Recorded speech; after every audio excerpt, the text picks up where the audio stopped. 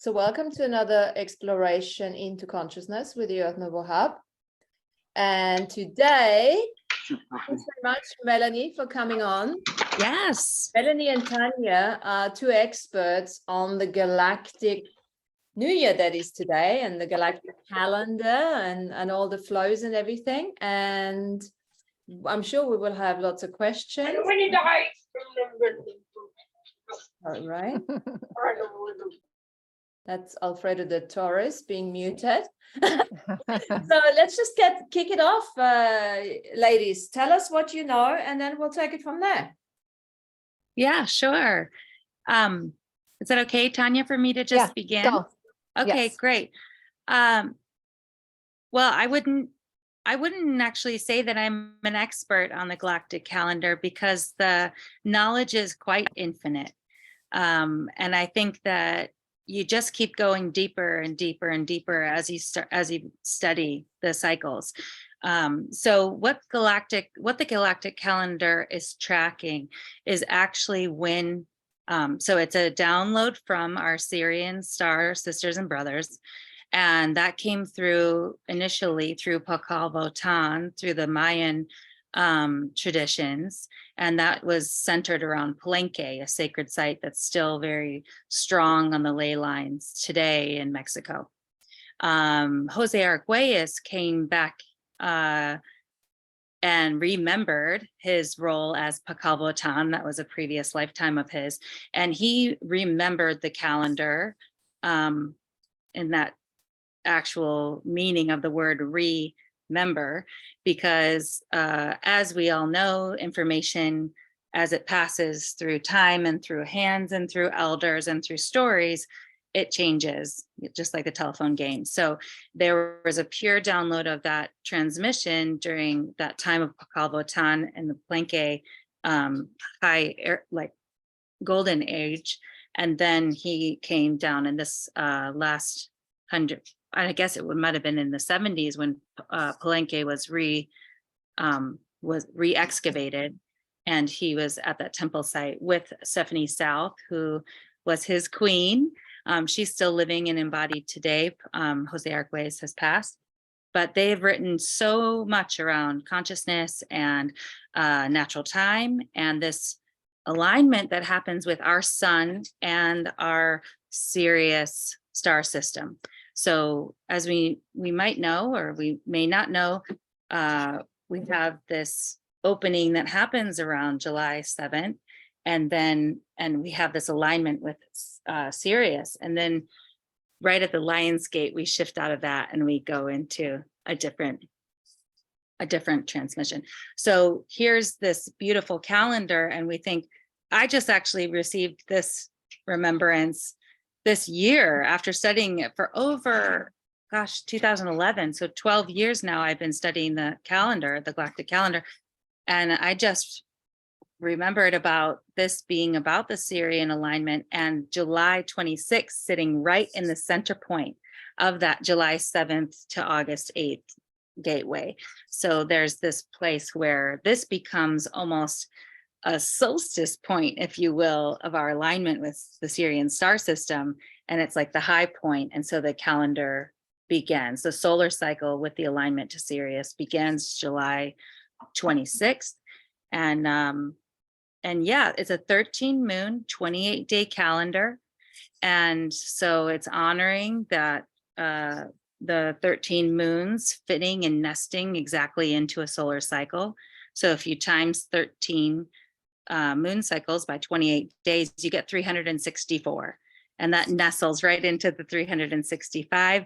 And so they consider that one day that it's off, a day out of time, and all the wheels click over and we get this kind of variance and diversity and building and spiraling kind of energy. It like clicks a notch, and then we're on a different rung for a whole entire solar cycle, and then it clicks another rung, and then we're on another vibration. So this year, as we're coming into this year, we're going into the tone of 5, which is considered in this language, in the galactic calendar, it's the overtone.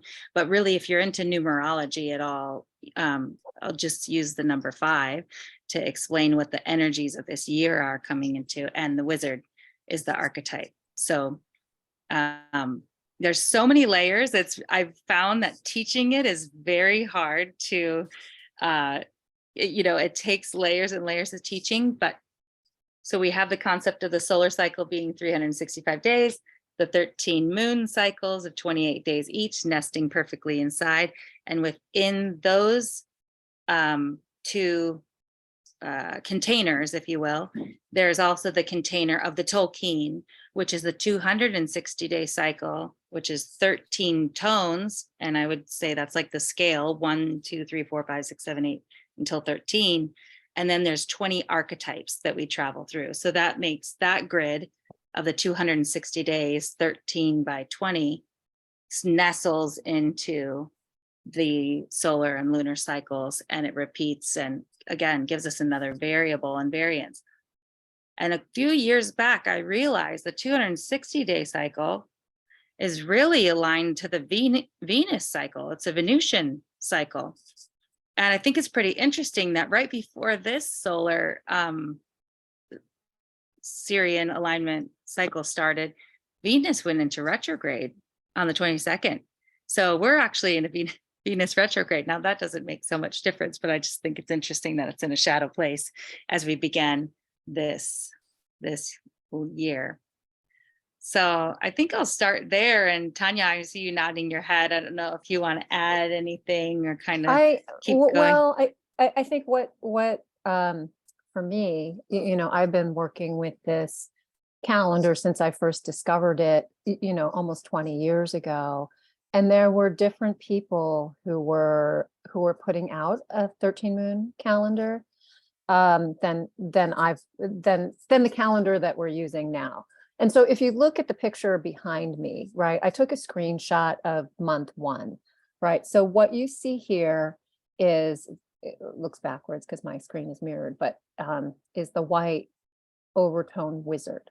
So this here is day 1. This is today, right? And you can see at the top, right? So it's obviously, it's not Monday or Sunday. So the way the calendar is laid out, you're going to see it starting on Wednesday this year.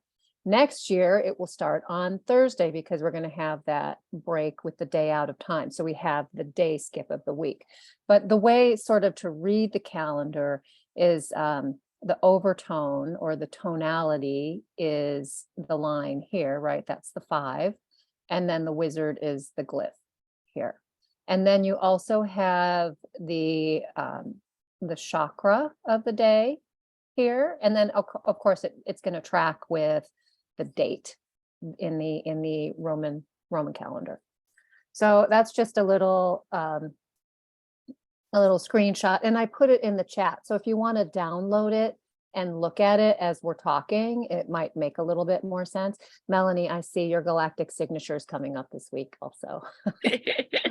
Yeah. Well, it's great to, as you're naming that, because this is a calendar that a beautiful woman, Sky Eden, and her family created. They're out of Oregon, and their website is 13moon.org. And you can go order a calendar for yourself. I also have calendars available.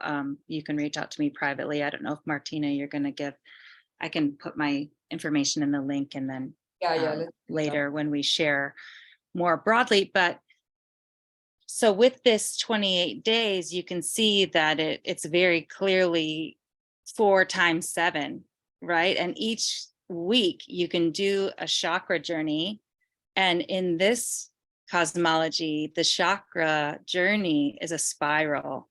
And I've learned that this is a feminine way to work with the chakras. So in that first day of the week, you come into the crown, and then you go into the root, and then you come into the third eye, and then you go into the sacral, and then you go into the throat, and then you go into the solar. And by the end of the week, you're in your heart and you're beaming heart, and then you start again. So you're kind of doing this spiral dance every single week into the heart, and then beaming that out. So again, this calendar is about cycles inside of cycles inside of cycles, and how they all interweave with one another.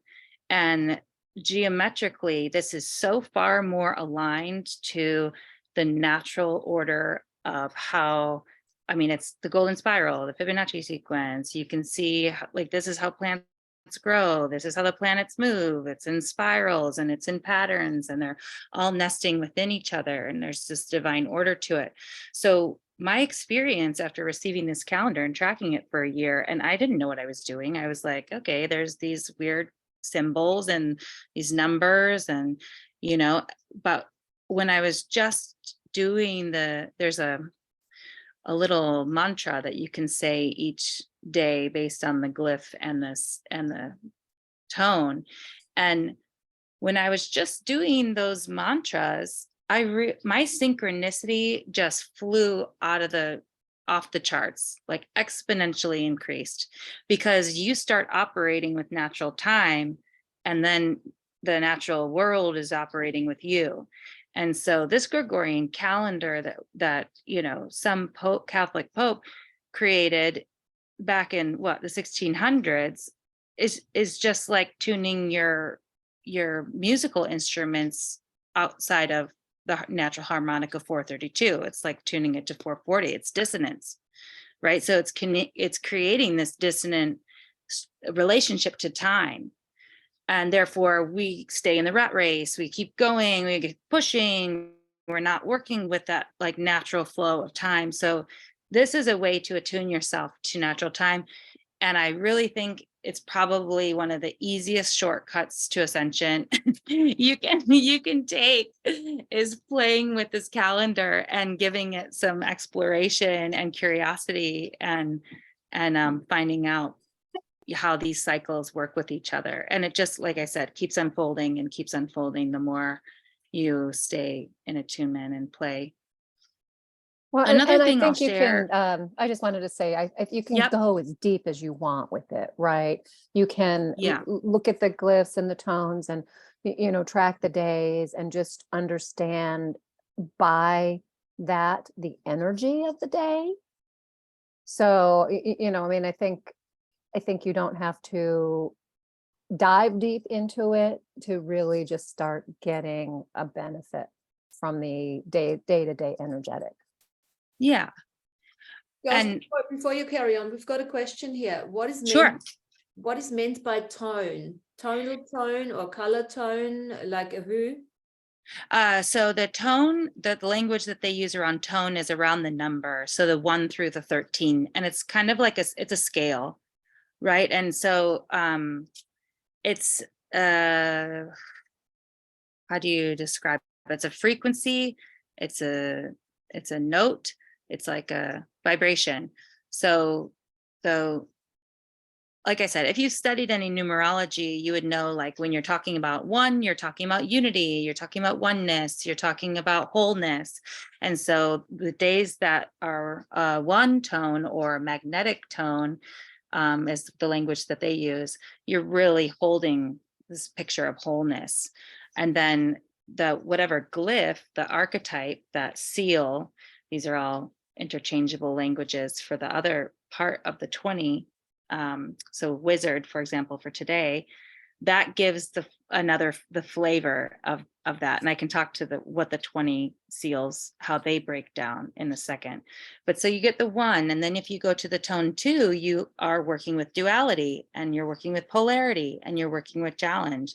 And then when you're working with the 3 tone, you're working with that strong bonded triangle, right? So it's service, it's the energy of service and activation, and it's a very dynamic bonding kind of energy. And then you move to the 4 and you get that strong foundation, and it's about, you know, like how, form and foundation, and, you know, they use the language self-existing.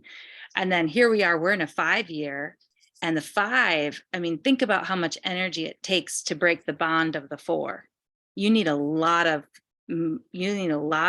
energy to get out of that 4 and break into a 5. So they use the words radiance and I'm trying to think of another word they use for the 5, but I always think about it as a lot, just like big energy, big shining radiance, that kind of energy. And then you get into the 6, right, which is the 2 triangles together, the Star of David, and that's a balance and harmony with the divine masculine and feminine. So it's a rhythmic tone is the language they use, and it's about, you know, balance and harmony.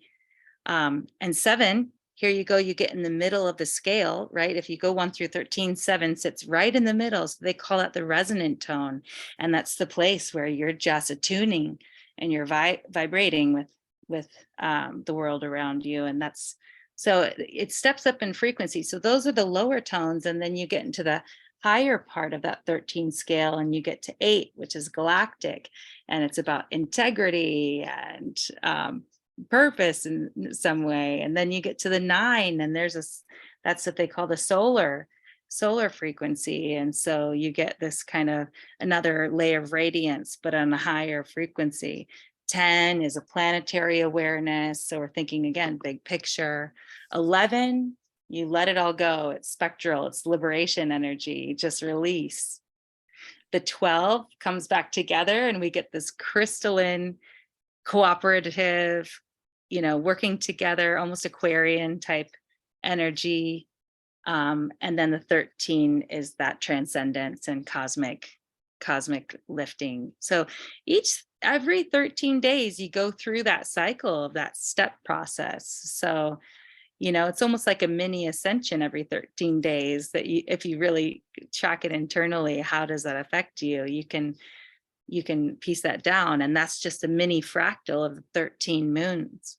So that kind of energy tracks through the 13 moons too. So the calendar behind Tanya's head, for example, that we're in the magnetic moon, you know, we're in this moon of unity, and it's calling you to, like, okay, let's create a purpose and test our sincerity and purity in this moon, this 28 days, because that's going to set the tone for the next 13 moon cycles and what progression we're creating. It's yes, you can play with that, and you can use that as a tool for manifestation.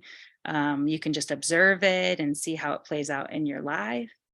I've played with it a lot of different ways. So again, it's just a frame of reference to kind of bounce back off that happens to be in that divine natural time. For me, one of the ways that I use the 13 cycle, right, and in this particular calendar, it's also called a wave spell. Mhm. So it starts with 1, ends with 13, and to me, always the tone 1, the magnetic tone, is that of the divine feminine, right? So that purpose, the energy that draws things to you, right, for manifestation. What I do is I have a bunch of different tarot decks, and so on the magnetic days, I'll do a card draw from all of my decks, right? So I can understand what energies I need to be aware of and what I'm working with over the next 13 days, right? Almost 2 weeks. But that's been a very effective way for me to, to understand the energetics, and also, manifest or create, right? And also looking ahead, right, in time. Okay, what's going on, when I'm going to be traveling, what's going to go on my birthday, what events do I have in my life that I want to put energy into in the future, so then I can track ahead and I can look at the energetics of what's going on in that time period and have a greater awareness of what I'm going to be surfing and navigating. Interesting. I have the only work I've done with this calendar years ago. When I came across it, I looked at my birthday and looked at what kind of sign I am, and I think a white crystal dog, if I remember that, and my tone is a 12. So that's why in my time traveler 00012, you know. Also, I think is the tone, because if I add my birthday, it comes to the 12 as well. Is that how they find out the tone? No. Okay. No, it is based off the day you were born. So you can, gosh, I think that you can look at the law of time is it lawoftime.org or .com? Shoot, I think it's 13moon.com with the calendars and lawoftime.org. 13moon.com has a birth date decoder Right. that Lawoftime.org has a birth date decoder too. So, oh, also there's an app called 1320 Sync, SYNC. And that's a great app that just gives you the mantra of the day. It tells you exactly what the tone and the seal are of the day. So that's easy if you want to do a digital form of tracking the calendar and play with that. But that tone and seal for your it's called a galactic signature. So it's like, no matter what you do on this planet, no matter what work you're involved in, that's what energy you're bringing to it. And I think it's fantastic to play with that. Like, for example, I'm a planetary storm. And it's just so funny because, here I am now, I'm actually working at the level where I'm going around and I'm doing clearing of the land and I'm traveling the world to do that. But even when I was younger and I wasn't so aware of my energies and my inner presence, I was just creating these clearing storm-like energies in my family system, in my workplaces. And often I'd get kind of slammed for it. When I found out my galactic signature, I was like so relieved, because I was like, oh, that's just my gift into the system of things. Like, I can catalyze and clear energy, and I'm looking at things in systems ways, with the planetary energy. And it was such a relief, because I had a lot of shame around that, from being projected onto that's a bad thing to move energy and create kind of a catalyst to support movement and clearing. So that was fantastic. Yeah, thank you, and Tanya. in some forms, right, you can call that storm, right, a chaotic force, right, because it does come in and blow the F out of the energy. And I've experienced this, of course, traveling with Melanie, right? She has a great gift to come in and really shift a stagnant status quo, right? If some energy needs to be broken up, this is your girl. And what happens, like in the sequence of the tones, this is a good jumping off point to talk, or the sequence of the seals, the glyphs, the archetypes. The storm is the second to last tone, so it's the 19th.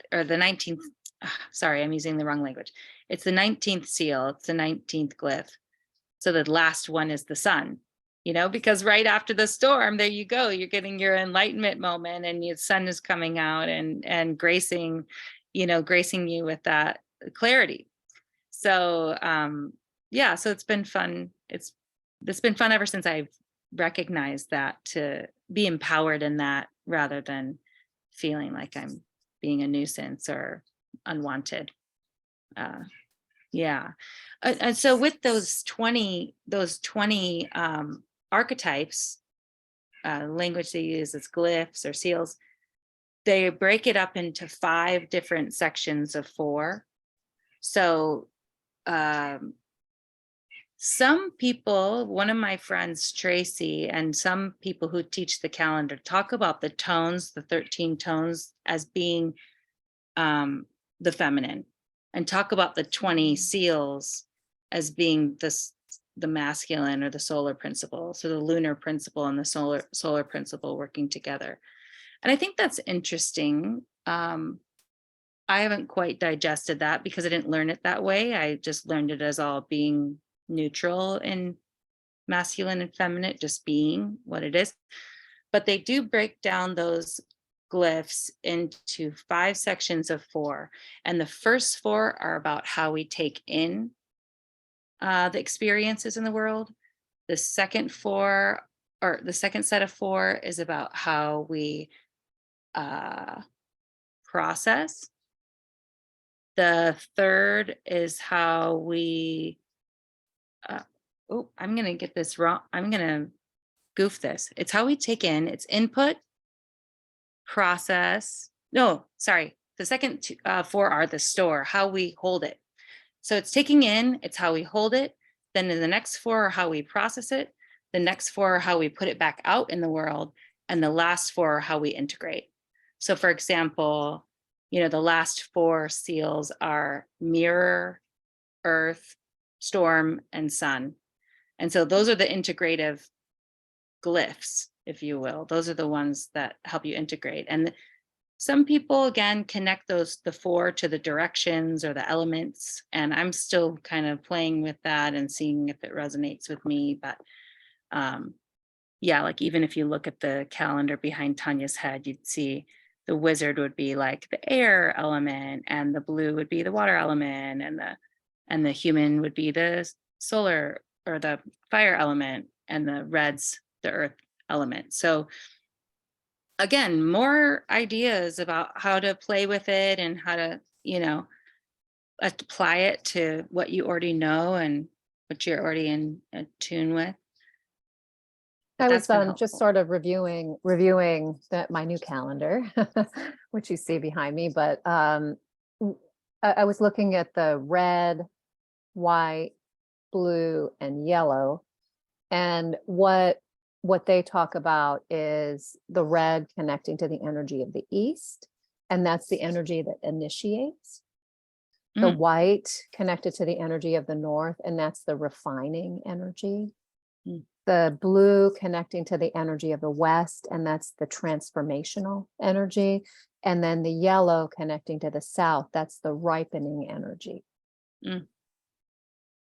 So if you're doing a project, for example, and you want a ripening and a richness to it, right? You might want to start on a yellow day.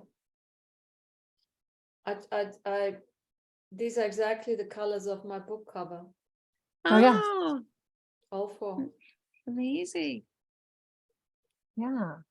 I was super, amazed by putting my birthday in just like that.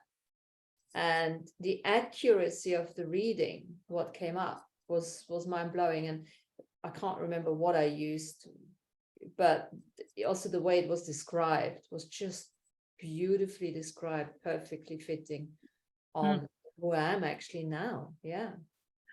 Fascinating. And to layer onto that is like you have that galactic signature. That's your natal signature, just like in an astro chart. You're going to have your native, the way the chart is when you're born, and that kind of sets your karma and sets your, your pathway and what you're doing in this lifetime.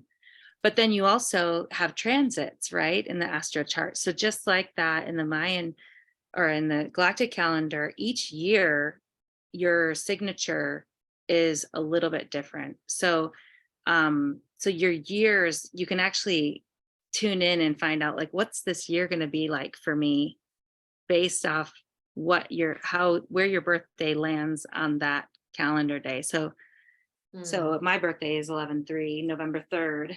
And I forget what I'm running. I think I'm running a planetary wizard year this year. So it's not planetary storm, but I'm doing planetary wizard. But underneath that, I'm always running planetary storm. And it comes back around every 52 years, you get a Syrian return. So it's a 52-year cycle. So you get these little shades of a different energy every year. And then you come back to your natal. So are you determining that by looking at the signature, the galactic signature on your actual birthday this year? Mm-hmm. Okay. Mm-hmm. Interesting. Right. Yeah. So then that's the energy you're running this year, but then your galactic signature runs underneath it.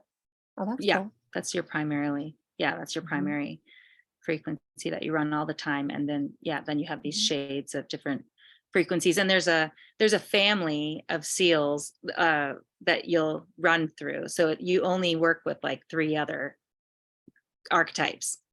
you know, like it's a clan, it's called a little clan. Again, there's just so many layers and so many ways you can play with it, because this whole thing is really sacred geometry and of time. There's also this other little calendar that these Japanese people make that you can order on the 13 moon, which is I really like this little one because it's like a handy little, it kind of tracks the days of the week, and you can make notes, and you can also see what those supporting signatures are. So if I hold this a little bit closer. So in the in the center here, I'll take a picture and pop it in the chat so you can see it a little bit better. But in the center, here's the galactic signature of the day. And then on either side are the supporting cast of characters. Yeah. So that's those are the ones that, right, we're always cycling through the supporting cast of characters, I think. Mm-hmm. And I tend to attract those supportive characters into my life. So if I ask somebody's birthday, I'll put it into my app because it's really easy to just find their birthday or find their galactic signature.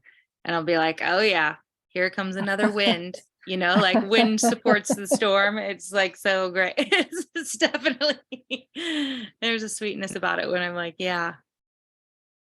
Well, I think, I think too, like as we work together, right, we can add our glyphs and our tones up and get a signature for the group also, which is really kind of cool and interesting. So.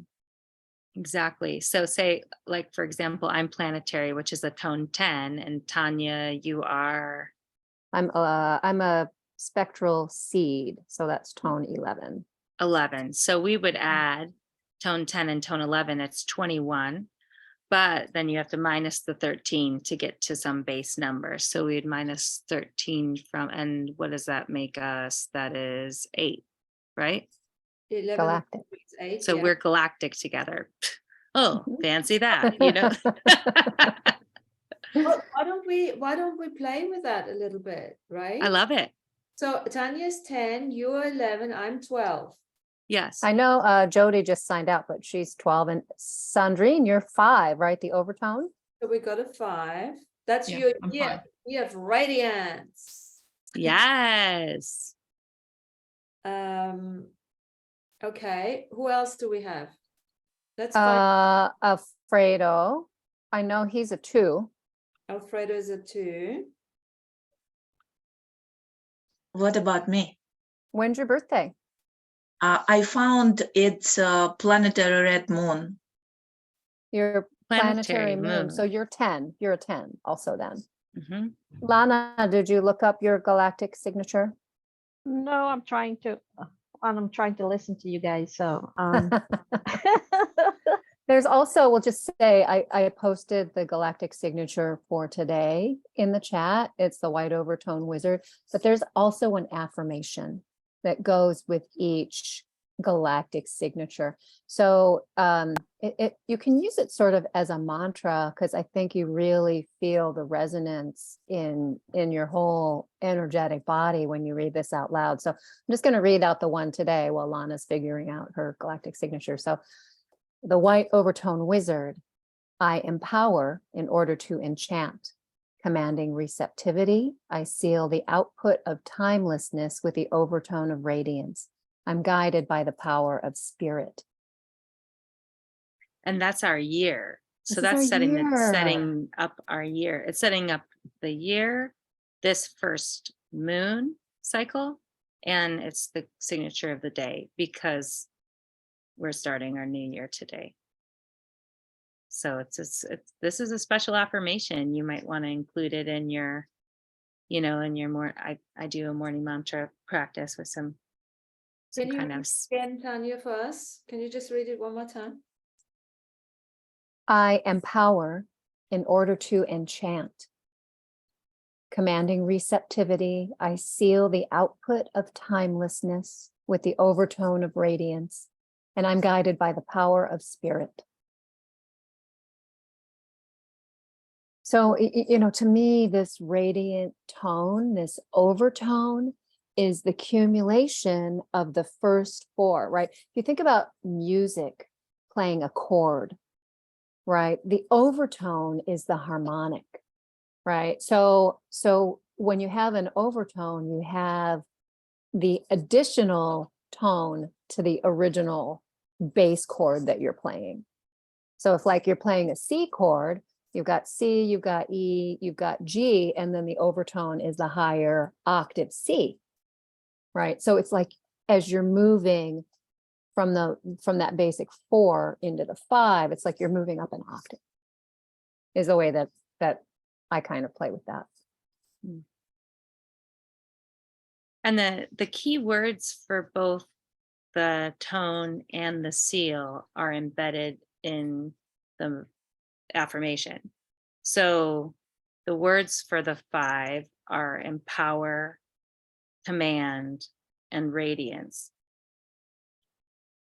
And then you have the words that are associated with the wizard, which is enchanting, receptivity, timelessness, right? So there's this sweetness about how they blend.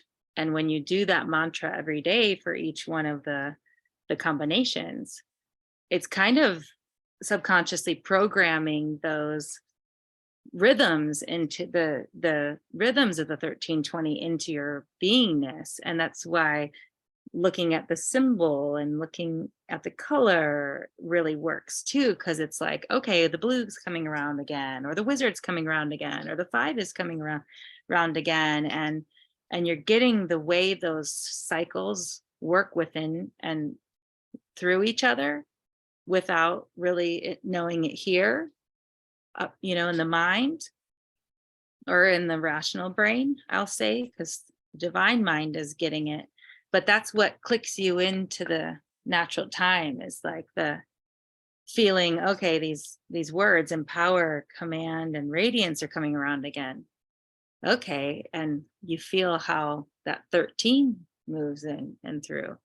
Okay, those words enchant, receptivity, and timelessness are coming in. Oh, that's the 20 cycle coming around again. So it's doing this kind of inner programming that's aligning you with cosmic time. And these cycles that work within the cycles is like far more than just our planet's vibration. It's like how the cycles work, or what the planets around our sun, and how we work, our solar system works with all the other star systems and its rotations. So that's what's the sweet thing about it, is it really gives you a blast off to that. And like I said, it's the information and the cycles, tracking the cycles, it's infinite, because from the pattern of, let's say, like 28, you go into like a 40, it's a 52, 65, and these 65 days, it goes on and on and on, all the way to like the precession of the equinoxes, which that's like a 25,560 year cycle. So it's like, and that's just for our Earth. So that's what I'm saying. I don't know who can be an expert really besides Pakavo Tan, that genius that came through. That hollow tube that came through and channeled this down onto the planet. Fair enough. Amazing. Amazing. It is amazing. It's amazing. So I love it. Yeah. You guys have And actually I'm using it like with my Earth activation tours. The Earth activation tours are based on the 13-day wave spells. So every tour is 13 days long in its, and maybe we have an arrival day and a departure day, but we're taking the journey of that archetype. So for example, in Nepal, during that lunar eclipse that we're going to experience during eclipse season, we're going on the journey, the 13-day wave spell of the serpent through the Himalayas. So we're doing the deep dive work. We're pushing out stuff, the shadow stuff. We're working with the serpent energy. We're working with the Kundalini. We're doing breath work and Kundalini while we're walking in the Himalayas. It's like really about the clearing and working with the serpent. And then this year in Egypt, 2-2 lands on magnetic dragon. So we're working with the dragon energies in Egypt, whereas last year in Egypt we were working with the serpent energy, weren't we? No, we were working with the dragon, I thought. Oh, 'cause we were, okay, We sorry. were working at the beginning of the 260 days. So I think you're looking at what we Oh, had done. Yeah, yeah. I flipped it. Yeah, sorry, it's Yeah. reversing. We're working with the dragons in Nepal now, and we're working with the So serpent. in Tanya, Egypt. Yes. what was your question to me before? Maybe I have an What, answer did you find out your galactic signature? now. That link you put there, that's where I'm supposed to look, correct? If you know, if you it says guys welcome to Galactic Time. message me your birth date, I can look it up too, because I have Well, an I app. did look up something here and I put in my birth date, and it said my tribe is blue monkey. My tone is spectral. Is that correct? Yeah. Okay, so you're a spectral spectral monkey. Yes, I'm a Monkey. Yes. blue spectral monkey. And then my affirmation is I dissolve in order to play, releasing illusion. I seal the process of magic with the spectral tone of liberation. And I'm guided by my own power, doubled.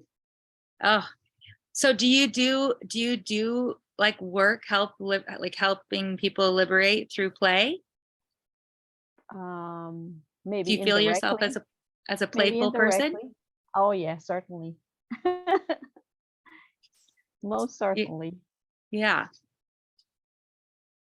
That's awesome. Right. So Jen, I know you just joined in, and Tom, what we're doing is looking up our galactic signature, and you can go to that website 13moon.com, which I posted in the chat. And there's a birth date decoder on the upper right hand corner of the page. And if you look at the birth date decoder and put in your birth date, you can find your galactic signature. And so what we'll do with the group is add all of our signatures together and find out what we are as a group.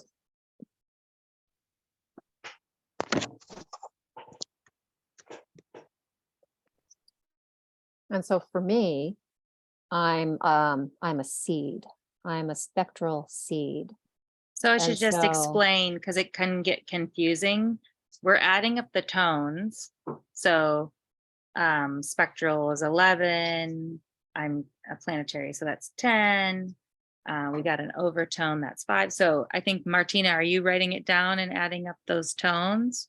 I've got a list here. Oh, you got a list, Tanya. Both of you are working on that. And then for your seal, so we've said we got a moon in the house, we have monkey in the house, a dog, a storm, a seed. So those all have numbers associated with them too, but that's not to be confused with the tone. if you understand what I mean, like there's a 1 through 20 of the seal. So I'm a 11. I didn't say that. My number is 11. Yeah, you're an 11-11, Lana, because the monkey's Yeah. 11 and the And spectral it's tone is 11. interesting. Our house number has an 11 in it. My previous apartment was 11. That's And fun. I've noticed a lot of 11s in my, if I pay attention, there's a lot of 11s in my life. And this is really useful and this is also kind of an advanced practice to take the seals and tones and add them together and find out the couple energy or the family energy or the group energy. But it's been amazing as I work with people to help them understand their relationships and what the function of the relationship is, for example. So if you and your partner add your seals and tones together, and then you minus, like, so if you're over 13, so if you're, 6 and 8 and you end up being 14, you have to minus 13, and you realize together your energy is unification. So that's part of your planning code. And then for Tanya and I, for example, like we're galactic, so we work with the star beings together, and that has been always our relationship, our working relationship together. And then I'm running storm energy, she's running seed energy, seeds 4, and storm energy is 19. So together that's 23, and that's ends up being minus the 20. It ends up being a 3, which is the night. And so we're running the galactic night, and that's all about the big major dream, the Akashic records. The night kind of falls into the intuition and that category. So, and that's, yeah, been our play is that. So I Ah. looked up Jen here. She's a Okay. planetary serpent. So she's got the Okay. 10 tone. And Tom is also planetary. He's a planetary human. Nice. Which number is that? The planetary is 10. So my calculator plus Am I the only red one? The red Skywalker, that's me. Yes, Oh, Red Skywalker. yeah. Did you say Overtone Skywalker? Yeah. Wow. No, I no, love that. no, I'm the red Skywalker, yes. Overtone. Yeah, the red Yes. overtone Skywalker, right? The 5. You're 10. because you're a 5, right? So you do the overtones and then Skywalker. Cool. Red And I overtone am- Skywalker. And I am That's red. I'm you're- red too. Yeah. Yeah, moon. It's Red me. I'm moon. red too. I'm red moon, yes. And you're You're 10 in, as yes. well, yeah? Yeah. So I'm just adding everything up now. Also would love to just, as Tanya's adding them up, just check for the questions, if people want more clarity, if what was presented is confusing in any way. I'd love some feedback about if I can clarify. It's all confusing, Melanie. What's that? I said it's all confusing. It's because you're That's blue right. monkey, right? You just want to play. That's right. That's right. So Melanie, what I have on the tones, I came up with 69, and what I have on the glyphs, 101. Mhm. So then are we dividing that by 20? You or don't divide it, you just minus 13 until you get to a number that's under 13. And then with the glyphs, you minus 20 until you get to a number that, and so that'll be a 1. Because so together as a group, we're running a dragon energy, because if A it's 101, then dragon. you minus 20, 20, 20, 20, and you get 1. I guess you could divide it when you end up with a remainder, but I don't want to, confusing people now. But like my brain is definitely a math brain. So I think like I love the cycles and the numbers and the interplay with all of that. Oh, so as a group now, we are the red self-existing dragon, right? So the tone is 4, right? It's the, the pillars of the universe, right? That Form, yeah. form, Holding energy of structure. form. And the dragon is the first glyph in the 20 cycle, Mhm. right? So the dragon is about, I always think about Birth yeah, and the nurturing, birth energy and nurturing. Yeah. primal life force. Mhm. Yeah, Did you say that's the good. That's good. birth or Birth. the bird? The bird. Birth, birthing energy, Well, nurturing energy, like really it's the primal, the life The force. beginning. That's the very, very beginning though, very, very beginning, like beginning of the cosmos beginning. Yeah, which some would even say like, it's that first thing that comes out of the 0 point. And I've always experienced this when you guys have invited me on to the Earth Nouveau Hub, is that we're really speaking from the presence, place of full presence.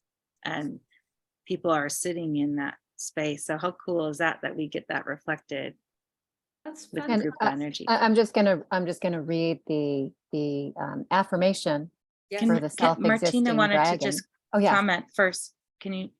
What were you going to say, Martina? No, I'm good. I'm good. Okay. Maybe just one thing. We are birthing something. I love this birthing thing, right? Because we're going out there and we're birthing something all together as a community, So I'm excited.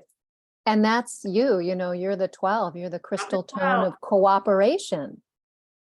Bringing Yeah. everybody together and love. Mhm. Dog is just pure unconditional love. I don't really like Mhm. dogs. Dogs bite sometimes too, that's okay. Oh, maybe I think be a cat, white crystal cat. Hurting us all together. Fantastic. Okay, So the Tanya. self-existing dragon, I define in order to nurture, measuring being. I seal the input of birth with the self-existing tone of form, and I'm guided by the power of navigation. Mhm. Mm. We know where to go as we navigate together this white overtone wizard year. How can we bring in that energy of birth and form, right? Form creating structure, but also enchanting, right? And playing with that energy of spirit.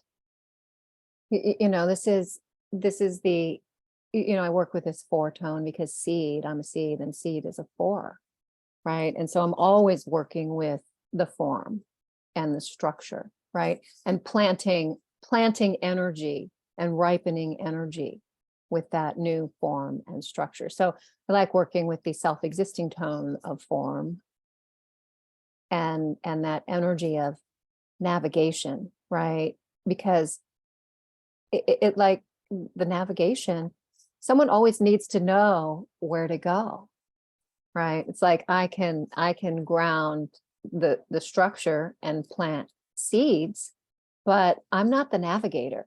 I know I need to take a back seat on that always, right? My yellow never comes up in, you know, into navigation. So I usually rely on my husband and other people for that, getting me where I need to go, right? And then able to, so that I know that about myself and the energy that that my galactic signature tells me. But also, you know, I mean, to me, this is just one way, one interesting way to look at time, to look at cycles, to look at, you know, the universe, and look at who I am as a being, that what, you know, being born on the day that I was born, right? I can look at my galactic signature. I can look at my human design. I can look at my Enneagram. I can look at, you know, my Western astrology chart. I can look at my sidereal astrology chart, right? And all of these things tell me something about myself, right? So, you know, there's many different ways that we can understand, you know, who we are and the way that we're interfacing and interacting with reality, the way that we're creating reality. So this makes it really fun.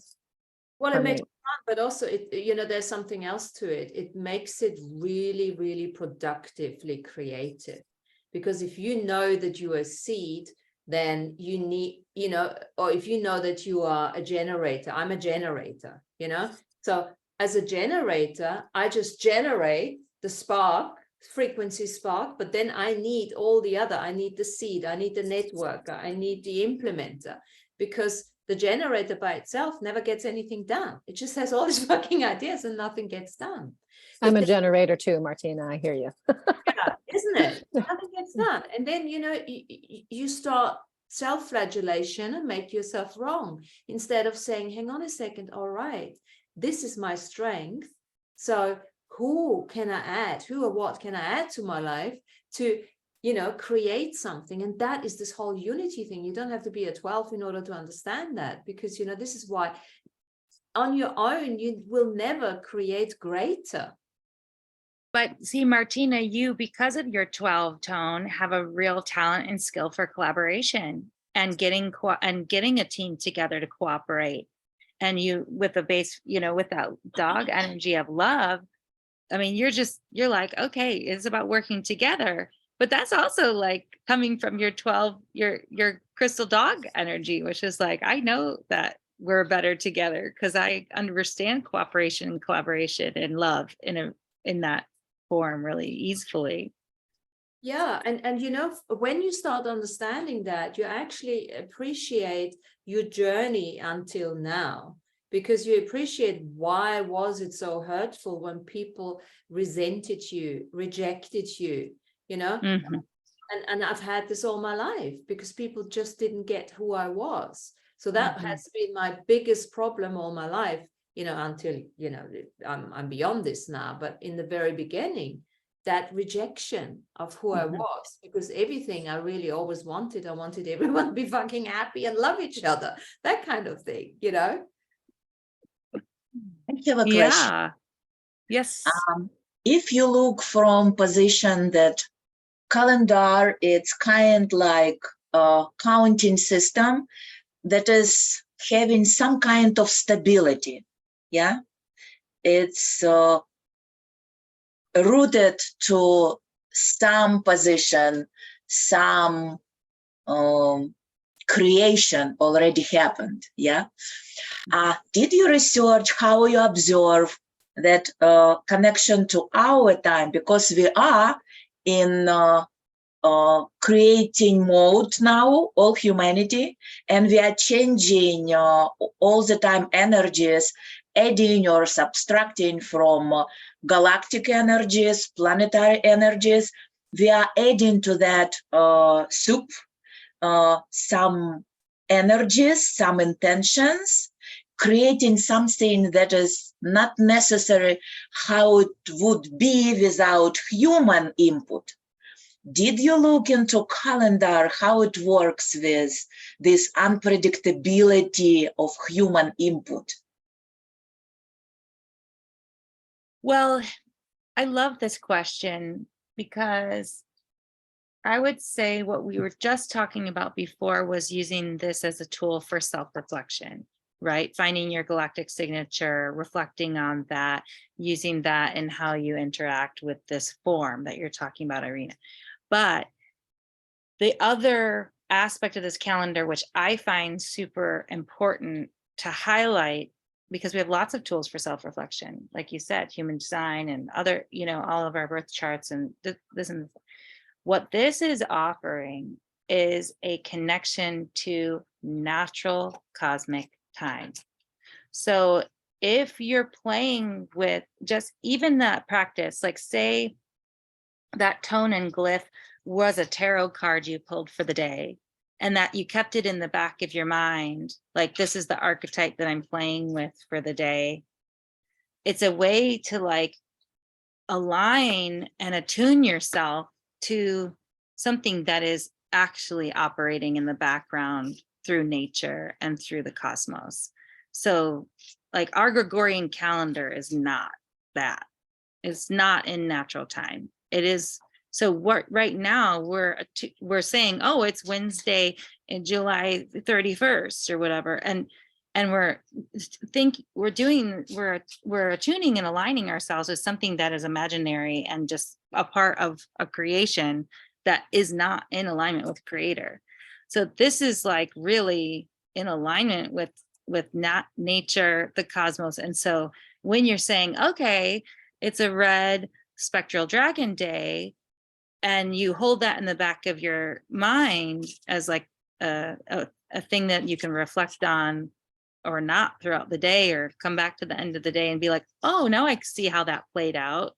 You know, that's kind of another way to use it, is like, and then you start getting aligned to that. And then your creations and what you're inputting into the new earth ends up being synergistically created with something that is organic and natural, rather than this rat race false calendaring system. So it's almost more likely that you're going to create something that's, you know, yeah, that's more successful and in alignment with the new earth than having to push and work so hard to create something that's not. There's another element to that as well, because you know, when we talk about that limited time, that Roman numeral time, that, you know, 16th century or something, you know, so we have this impacts on our Akashic records. We have a planetary Akashic record, But at the same time, we have a galactic and a universal Akashic record that we don't even have access to if we're not getting out of the Roman numeral time. Correct. I would agree with that 100,000,000%. So as soon as we're just choosing, of course, we don't have to let go of that. We can just add the galactic and the universal, and then all our other lifetimes and everything else we're doing as a celestial medium is becoming much more apparent to us. And what's really nice about what they did get right in the Gregorian calendar was 7 days of the week. So you can align the 7 days of the week, you know, from what we already know to this calendar. And that's what's really nice about getting that 13 moon calendar, is because they incorporate the, you know, the days of the week alongside, and they incorporate the Gregorian dates at the top. They're not like at the forefront, but you at least get a reference point. So it's an easier transition to make. Easier transition, especially if you're, you know, working in the rat race. You have to translate. Yeah, you back can to run the both calendar programs. that most people are using. Right. Mhm. I Yeah, have, so I'm sorry. oh, I was Go just going to ahead. say 738 for the Roman calendar and 1582 for the revision of the Gregorian calendar. Okay, thank you. I have additional question to my first one. So as I understand correctly, you describe process when you tune into galactic and planetary vibration for that particular day or week or year, and then you can kind like see your input and correct or synchronize your input with that energy. I'm asking opposite. That calendar already giving us some vibration for particular day or week or year. And if you are a creative person, yeah, and you have kind like idea how to maybe turn into our transition period galactic energies, how maybe make it brighter or make it more loving or make it more creative, can it reflected in calendar? This is what I am asking. Kind like opposite way, you know, because all those systems, they are kind like frozen in some particular cycle, and we are now in transition. And if that possible, it's reflecting in your calendar, in this calendar, that will be very interesting to work with that and put this energy for quicker transition, or, you know, speed up, slow down, all that stuff with your real connection to creation. Not some idea from brain duality, but from your oneness, from your singularity, that is connection to source. Yeah. Is it possible? Is it reflected in calendar to observe? This is my question.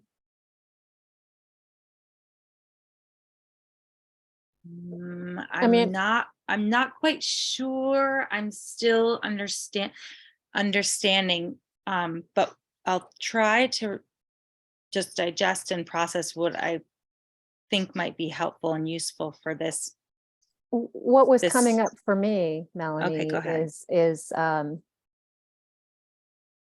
each of us are holding a specific vibration, right? And also then tuning in to the frequency of vibration that is who we are, that is working in our lives, right? And there's a lot of different ways to, you know, I mean, like everybody in this group, right, is holding a high enough frequency vibration that we can be neutral and have discussions, right, and not get triggered, right? So if I put that in like a dimensional level, right, your understanding of the cycles are going to match with your vibration, right? Someone who's holding a lower vibrational energy is going to experience this energy in a very different way than you are, right? And so from that perspective, I think whatever you're putting into it is what you're going to get out of it. Right. Because even though, right, this year has, okay, this day is this and this day is that and this day is that, and these are the energies, right? It's like when you add your galactic signature to it, and when you add your vibrational frequency, there's a rhythm and a flow that's going to be unique to you. Right. And so what you're creating and it is going to be, again, unique to the day that you're starting it on and your vibration. So, I think it's going to mold to the user. Right. Does that answer your question? I don't know. I really truly feel that the more I attune with the calendar, the more I'm aligned with organic natural time. This is not a brain creation from someone. This is an observational, ancient knowledge that got transmitted for us to study and play with and attune to. And so the transition I think you're speaking of, to the new Earth is actually the transition from our complete, like the way we've been programmed and the way we've been,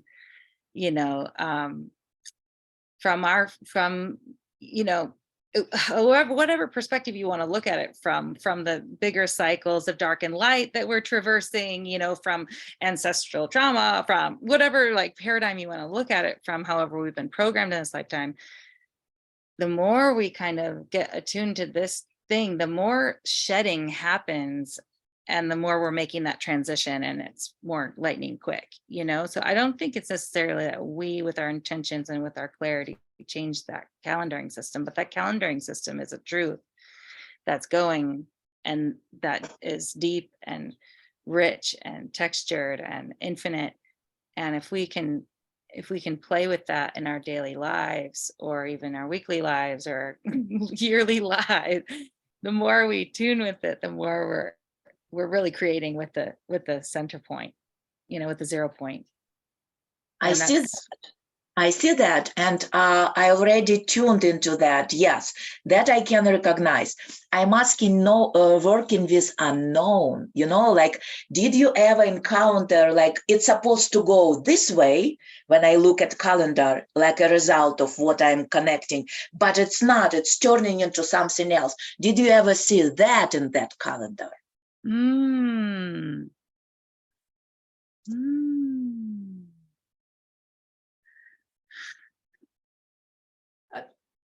Whilst you're thinking, I think there's a reciprocity in this whole thing. And as you reciprocate, like you're saying, as you make your contribution, the attunement changes. So I look at it from that perspective, like we've come here on this planet, we've got 3 components, yeah?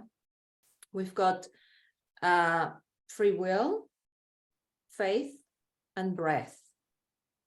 Now, those are constant. And as we are, contributing and changing, we are changing free will. We are changing the breath. We are changing, everything like that. But it's still a constant as such. Does that make any sense in a way? Mm-hmm. Yeah, you can see it as constants, but you see, we are stepping by all prophecies, actually. They say we don't know what is happening now, how it will end. It's like all prophecies ended of that known part, yes? And we are now stepping into this unknown kind, like unknown, yes, creation of that brand new thing. So I was just curious, does it reflect that unknown part in calendar? This is what was my question. Yeah. I love this so much. So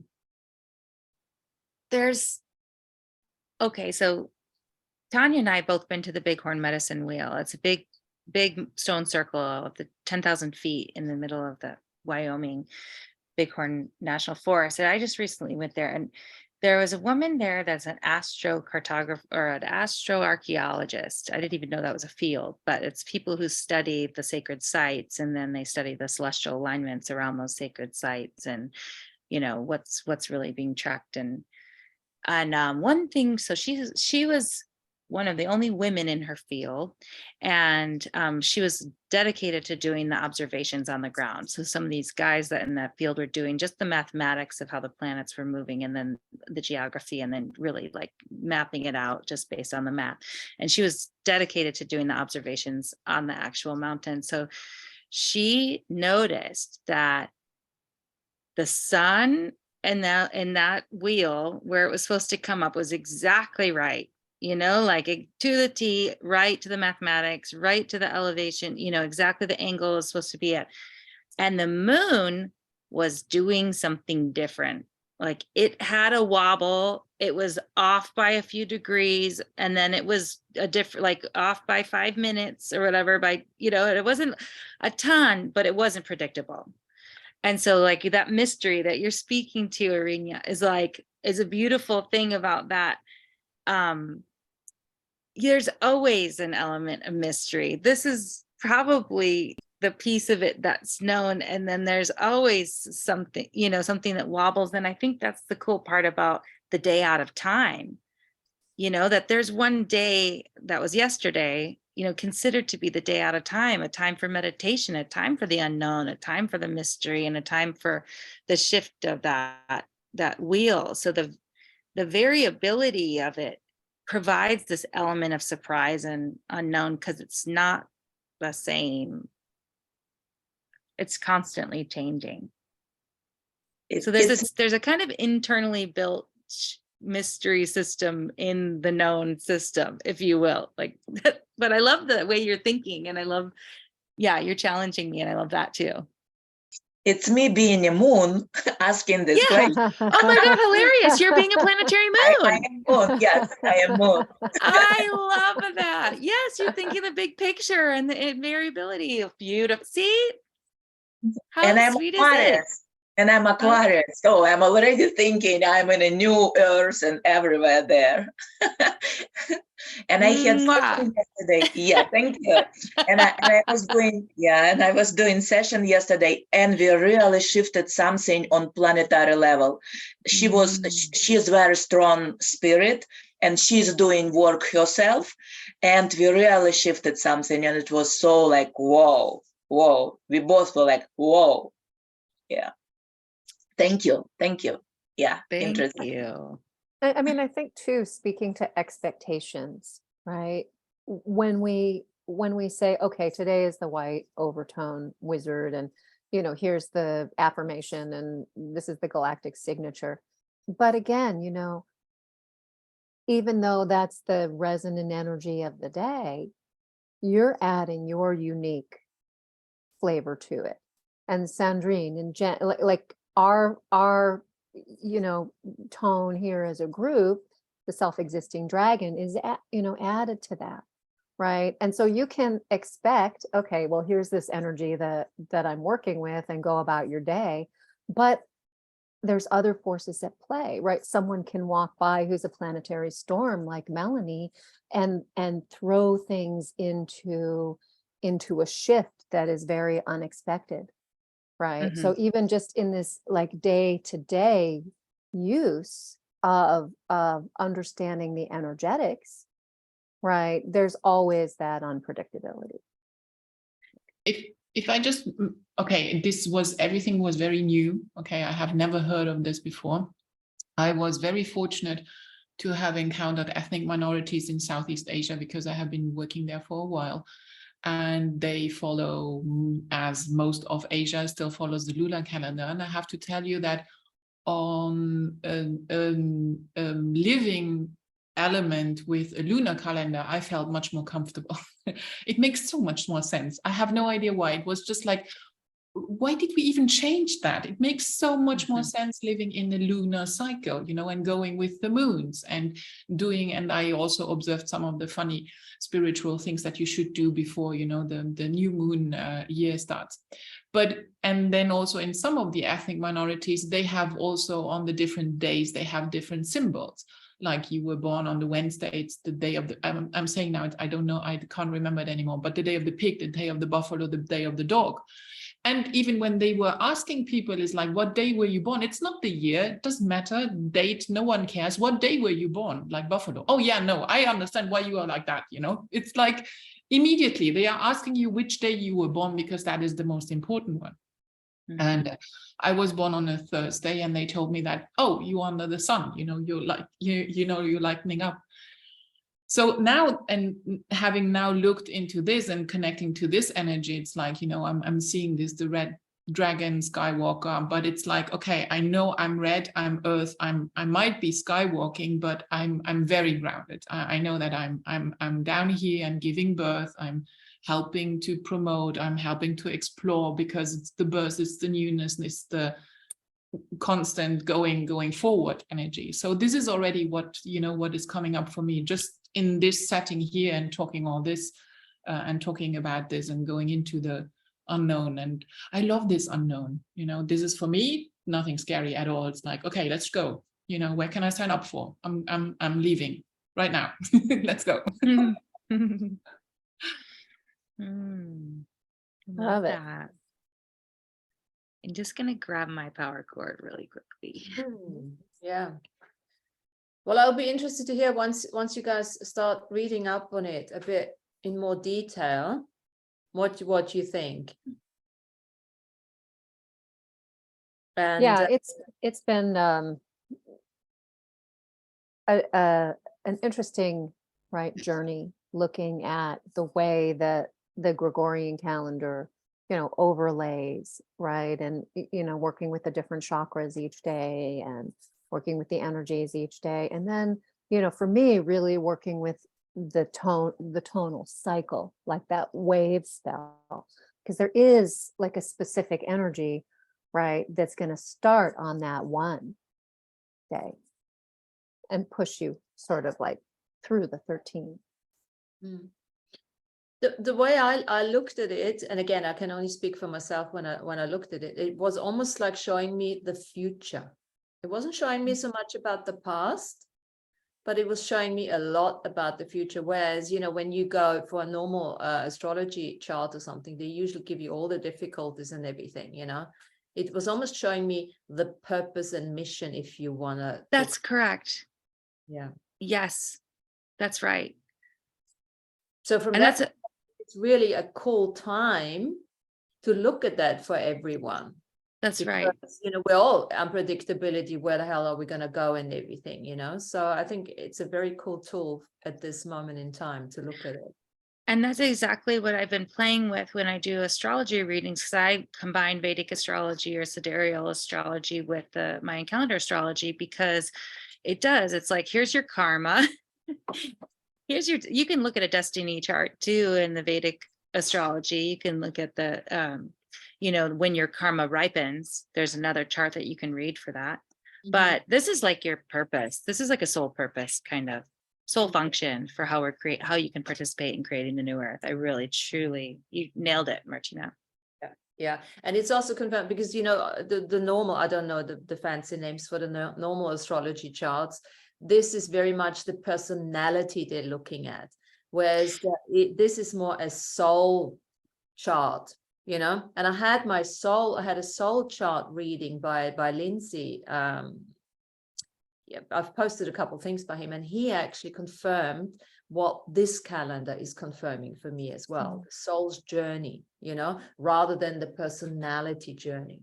Well, and this is very somewhat controversial, but the Western chart is a chart that is looking at the cosmos and the Earth's relationship to the fixed stars, the you know, the whole elliptical, as if it were 2,500 years ago. It's 23 degrees off of where it actually is in the sky now. And that's because the Vedas gave it to the Persian kings. The Persian kings gave it to the Romans and the Greeks, and it's been this trickle down effect. So it really isn't.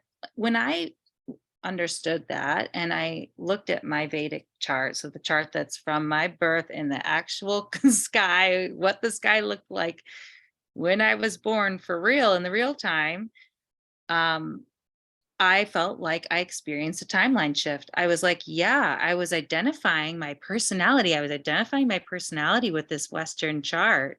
And I really felt that reflected where I was at that time. But as I've been progressing in my ascension and really getting closer and closer to my soul self, that when I got to that next chart, I was like, oh, that's actually what I'm doing right now. It's so much more me in this moment, in this present moment now. So yeah, like I said, it's somewhat controversial because most of the Western world is tracking those Western charts. And we're going, oh my God, the new moon in Cancer. Well, actually, the new moon's in Leo. So what does that change in your body system or your idea about what things? And so this is to me, it seems more core, more central, and easier kind of symbolic thing to align to than the planetary movements.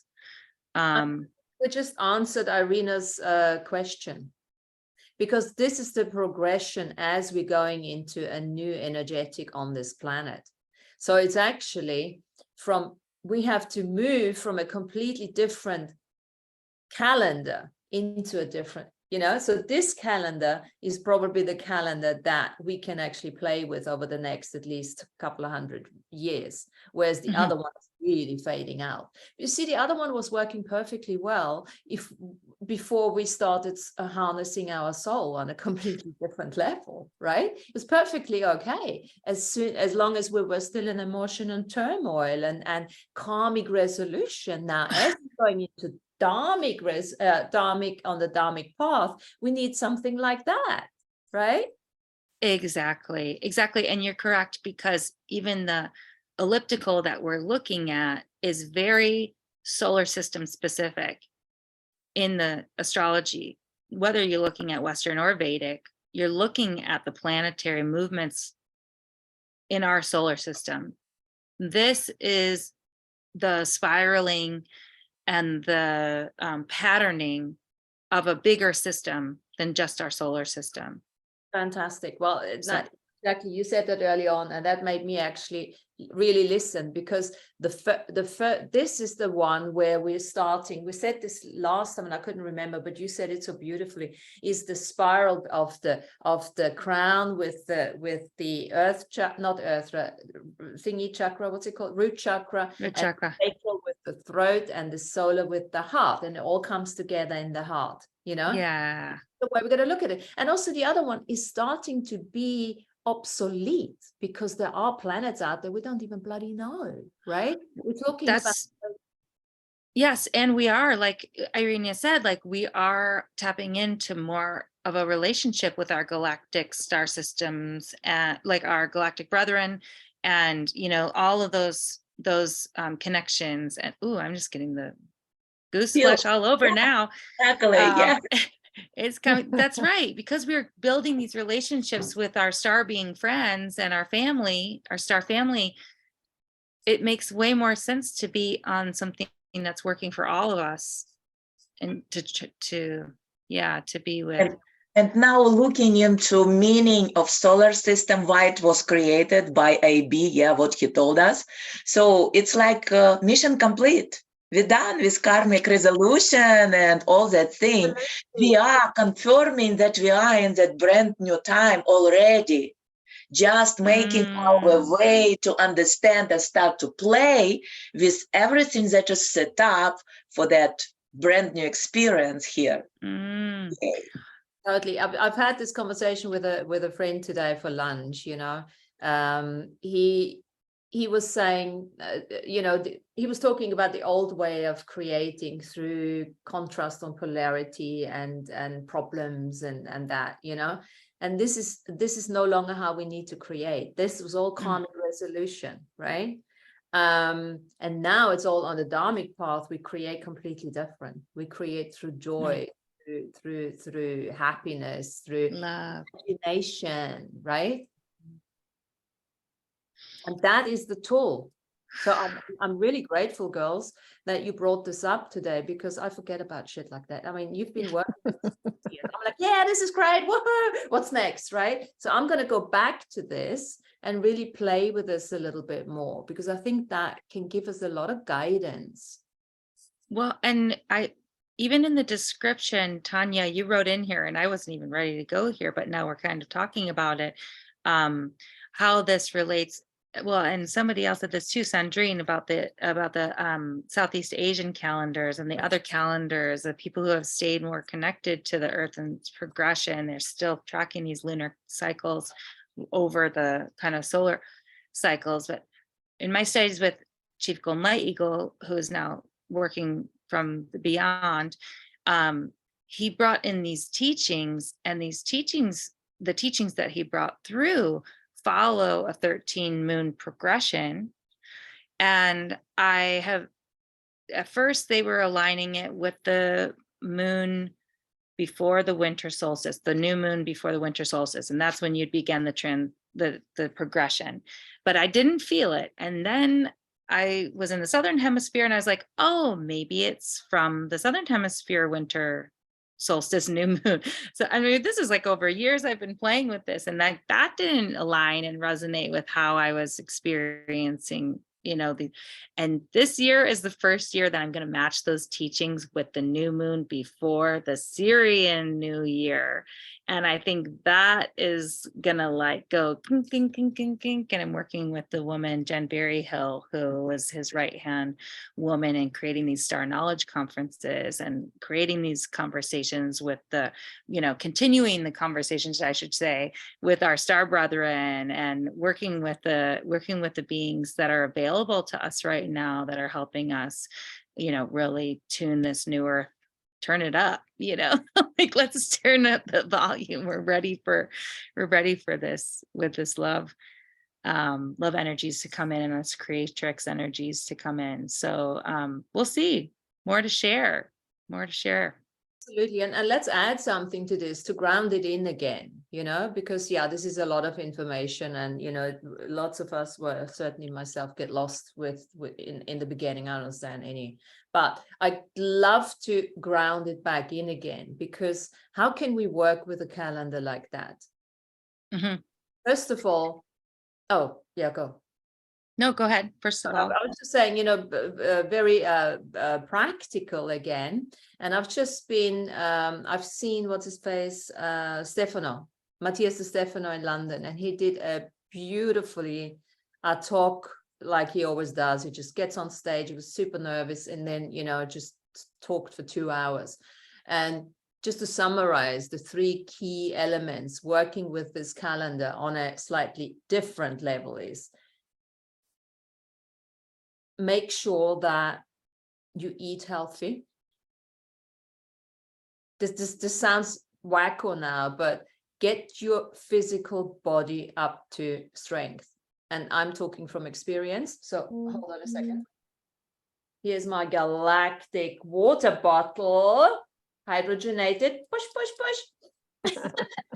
awesome. Because this is going to help us to step into that information and to connect to that Yes.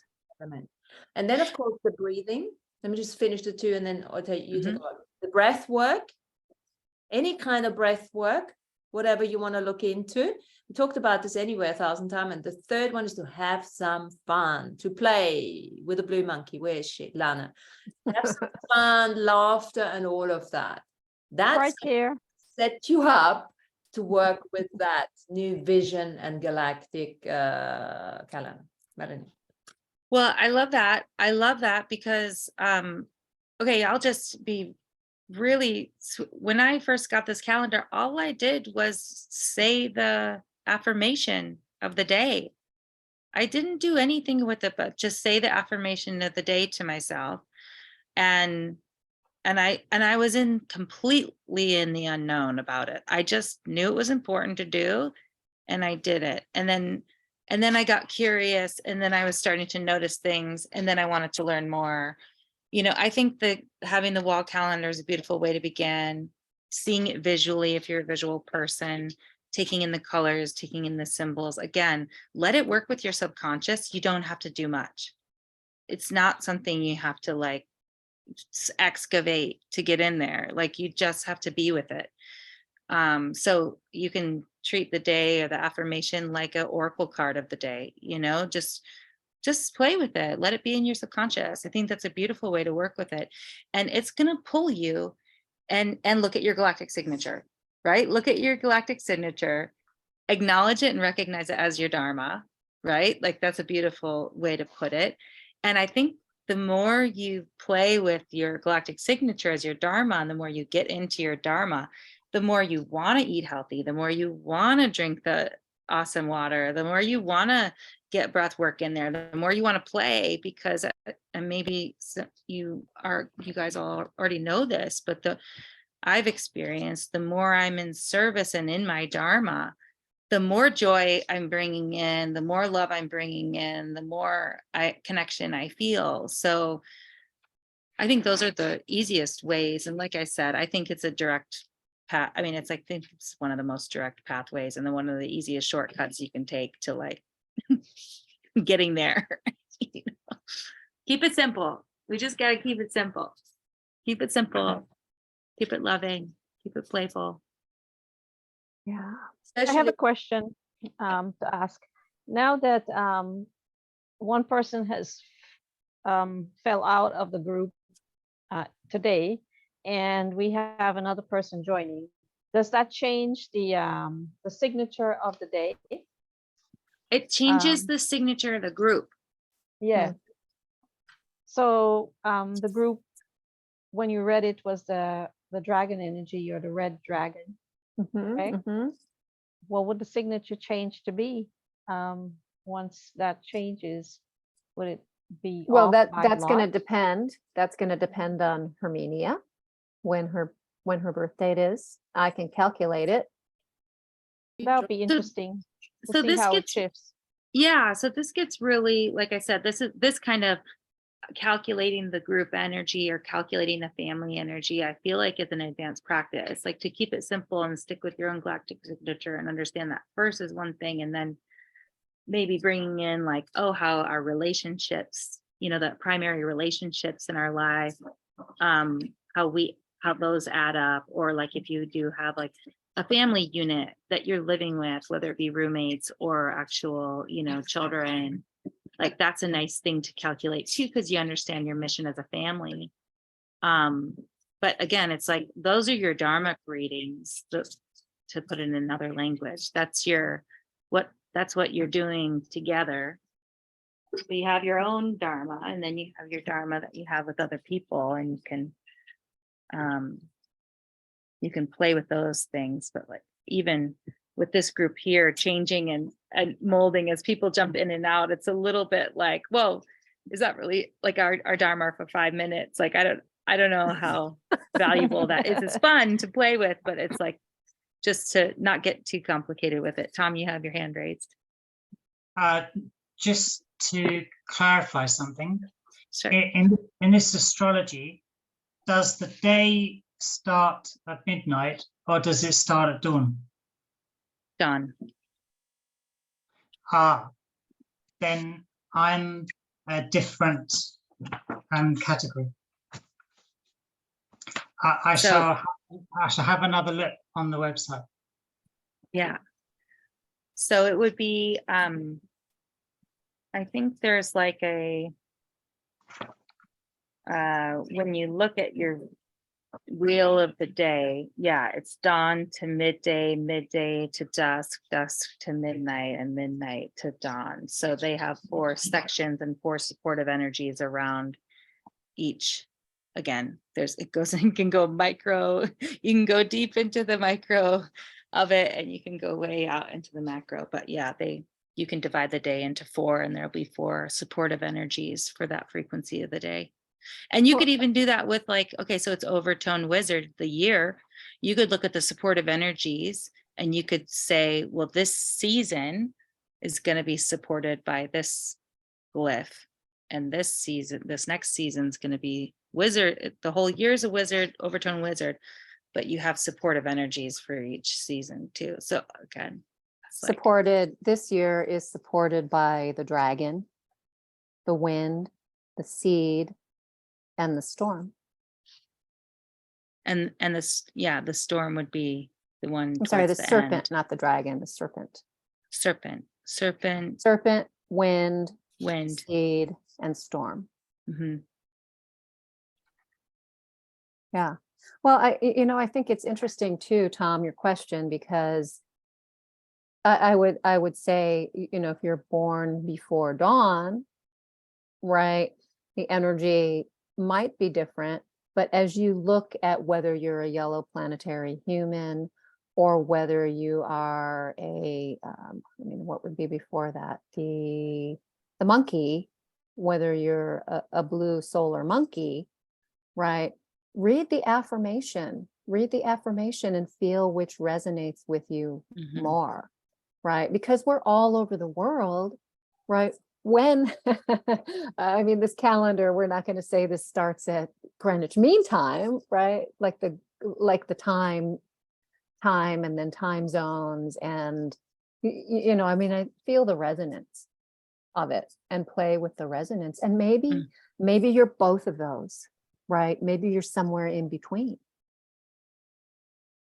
That's really funny, Tanya, because I lived in Australia for 2.5 years during the pandemic, and I was having calls with people in the States, and we were talking about, like, I have a YouTube video on the Mayan calendar with my friend Tracy Uchida, the Unicorn Priestess, and she was in the States and I was in Australia, and we were running 2 different glyphs and tones in our call when we were talking about the calendar. And it was fascinating. We were actually having a dialogue about how those energies were showing up for her and how those energies were showing up for me. So there is a transition place. I don't know. Yeah, I don't know exactly how that but it does play out like that. We really are in different energies on different sides of the planet at different times. Yeah, It's it fun just to makes think. everything more It's just fun. rolling. Yeah. Uh-huh. Yeah, it's I think one thing that you said to me once, Melanie, about the calendar and about the glyphs and the tones is it's really really more about like the energetic wave, Yeah. right? And about the using the cycles. energies to help amplify, right, whatever you are creating in your life, in your world, in the world, this world. Mhm. Yeah.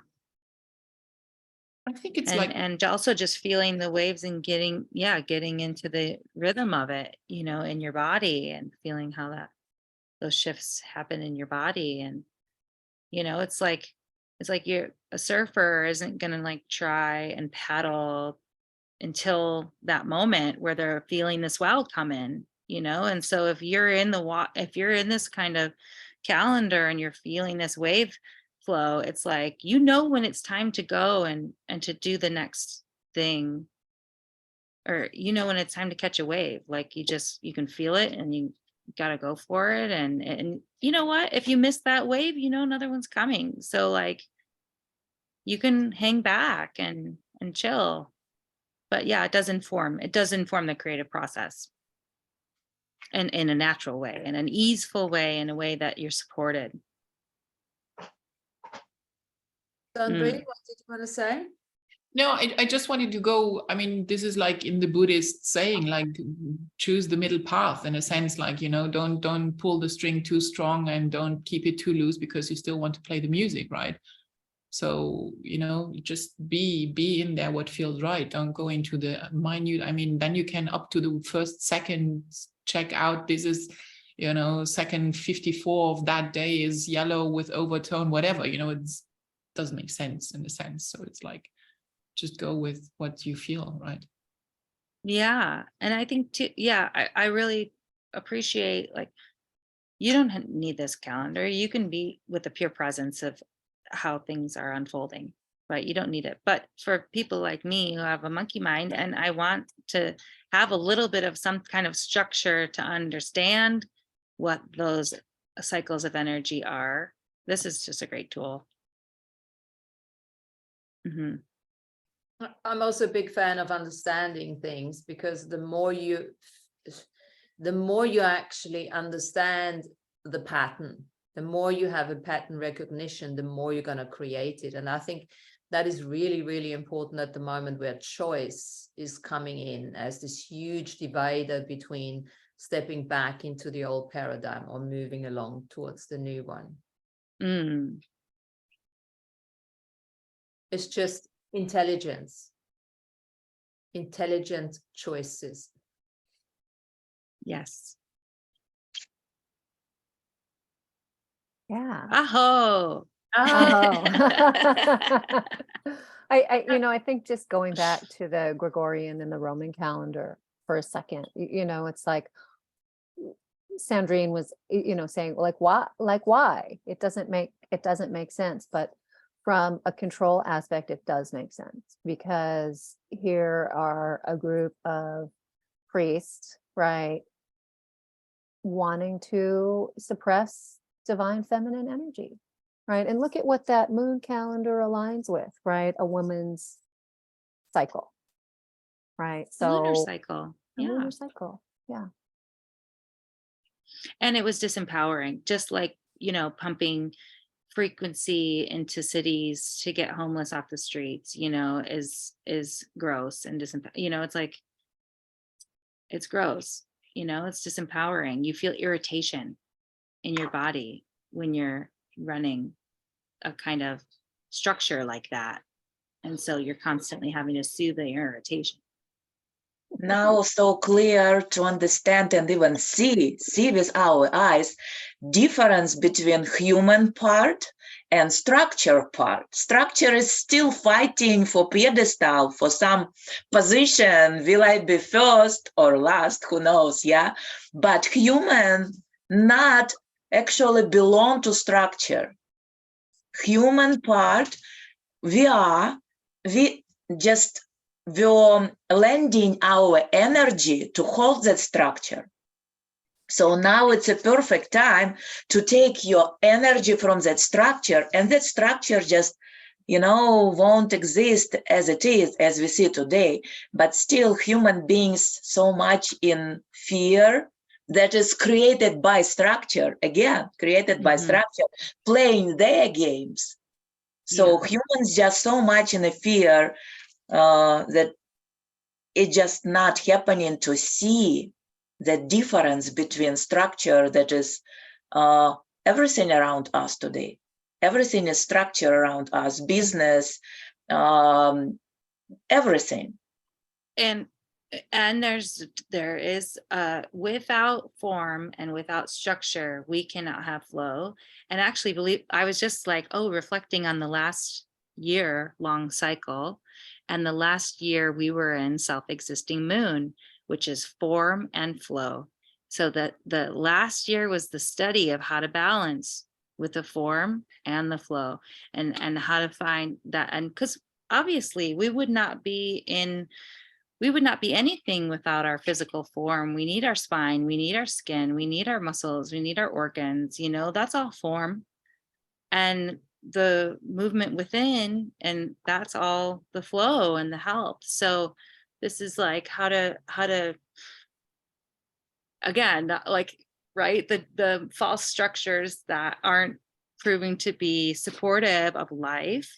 That's like the patriarchy, the toxic masculinity. But there is a divine masculine that is important, and we need to acknowledge that. And so, like, I love, Tanya, that you call the magnetic the divine feminine, but I don't think of it as a gender, because I actually think it's that wholeness. I think it's that balance of the form and flow all in one, and like I said, that 20 of the seals, the archetypes, that would be the structural piece, where the 13 is the flow, and that's the kind of movement within that structure. So this is just a way to play with those, play with those two, and what you focus on and what you strengthen, and all of it is possible.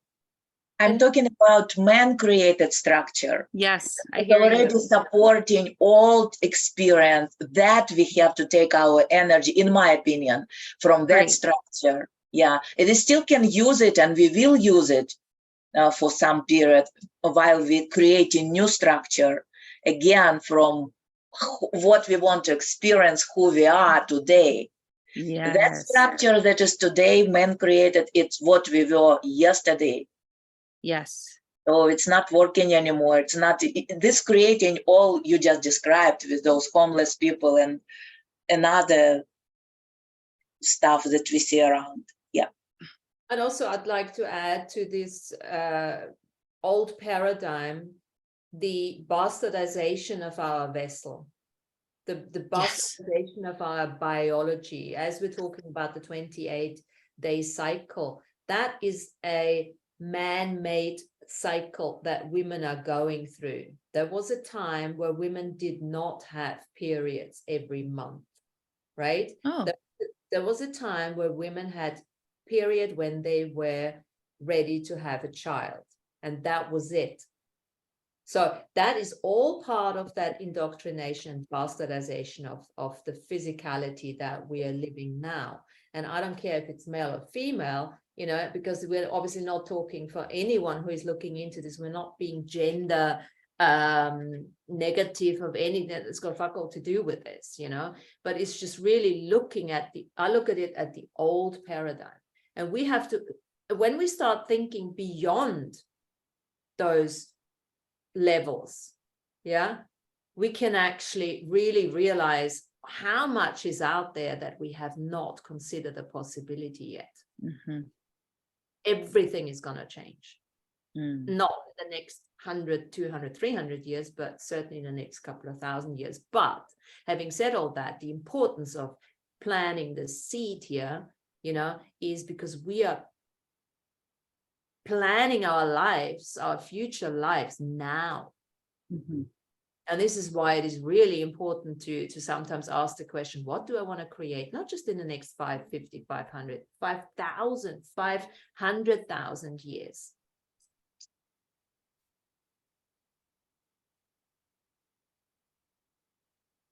Just thought of right. Yes, Martina, you're completely right. I feel like again blowing up. So good. Thank you. Thank Tom, you. did you have another question? Yeah, right? And Yeah. thank you, Martina, again for having this group and having this your thinking in this direction and doing and all your efforts. Thank you, thank you, thank you. It's so wonderful that we have this kind of platform just to come together and create that future and see that 5,000 years forward. You see, just being today and looking into that direction. Thank you. Now you're welcome. And Tom, Hey, I really hesitate to step into this. now go, man. We need some support. Come on. But I know of people, women, who have conscious mastery over their period. Yeah. So that goes on now. Some people are able to do that. That they will only have a period if they want to conceive. Yeah. Thanks for throwing that in. And this will always be, and this is what creates the balance. We have those guys who already do what we are thinking that is possible, and then we have the other ones who would slap us probably having just listening to that conversation. That's what creates this balance. As the one thing, and I just want to quote Matthias again, because he has been there was a question answered, what's going on in the next 15 years, and he said, look, you haven't seen nothing, you haven't seen anything yet. It's all going to really explode. Because what's happening is the higher the consciousness is vibing, we need the planet or the solar system, the galaxy needs the pendant. It needs the negative to hold the balance. And this is why conversations like that, expansive conversations like that, guide us towards what are we going to focus on? Which bloody wolf are we feeding? The old paradigm or the fresh one? And then we have people like Sandrine, all of us, we enjoy the unpredictability. We thrive on it. But what does it take? What does it take? It takes explorations of calendars like that. It takes people doing the self-mastery work, the self-healing work, and harnessing that soul, because then nothing can happen to you. Once you have an understanding that you are a soul having an experience in a physical body. Yeah, and getting, really allowing this galactic signature to come in and guide where you put your focus on what part of the thing we're creating together as a collective, right? Like you were talking about, like clearing these old structures. That's what I do. I'm planetary storm. I'm going around, I'm really doing, like, this is my time to like really work right now. You guys are the ones like coming behind and creating and like really just, playing with that. I need help. I need helpers around me to do that piece of the We're work. here for you. And Yeah, so I'll come in there and storm some stuff out and clear some, I'll come in like a hurricane and do that. But we need the people behind to be the sunshine and be the seed people and be the, create the collaborative, what is it, the crystal dogs to bring everybody together and power everybody up. We love it. Yeah. Fabulous. Fantastic. Now, thanks again so much, Martina. It's amazing to come on here every time. So really love it. Love being a guest. Yeah. Thanks for coming on. Thanks for suggesting it, Tanya.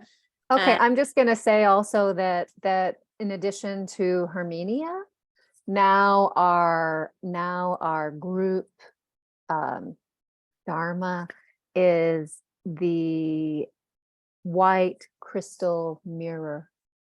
Ooh. What is that Right. all about? So it's Reflecting that crystal everything. tone of cooperation, right, and community, but it's also the reflecting back. Reflecting the truth. Mhm. How does it get Her she's the galactic Earth, the red galactic Earth. Yeah. amazing? And doesn't that just beautifully illustrate that all you need to do is drive a car, like into something like she does at the moment, doesn't say a bloody word, just add your energy. Add your energy. Add your energy. I was in a meeting. I was rushing to coming out to at least to looking for a few minutes. Well, thank you very much. Just for a few minutes, it doesn't matter. Just choosing to be part of something. It creates.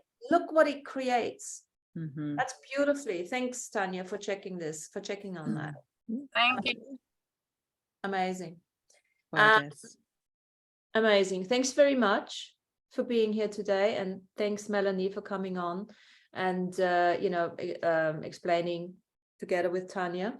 Now, I will be, I'm going to Austria this Friday.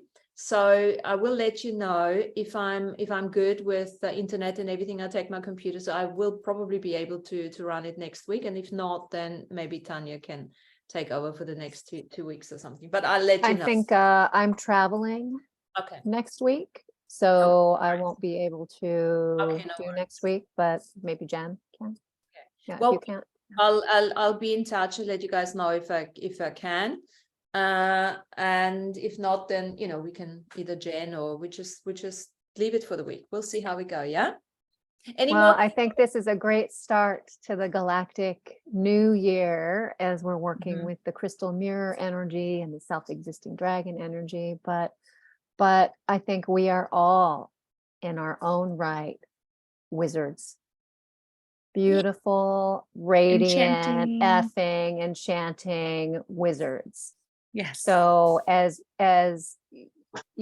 we connect with each other, now we're going to go take that energy out into the world and play with it.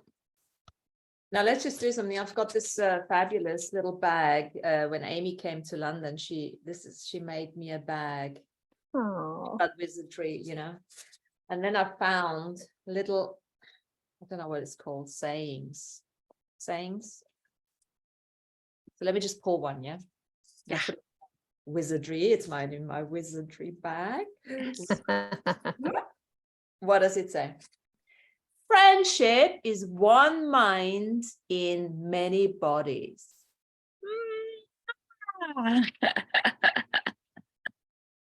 Bravo! Thank you, guys. Bravo! How perfect is that? Oh, great stuff. Perfect. Recording is going to go out. Melanie, put whatever you need to add underneath. Okay, And yeah, Tanya, do us a favor and put the calendar underneath. Then I Yes. don't have to bother anything, and I just pop it out like that. Yeah. great. Perfect. Thanks very Thank much. you all. Love you. Love Thank you. Thank Bye-bye. you. So much. Bye. Bye. Bye.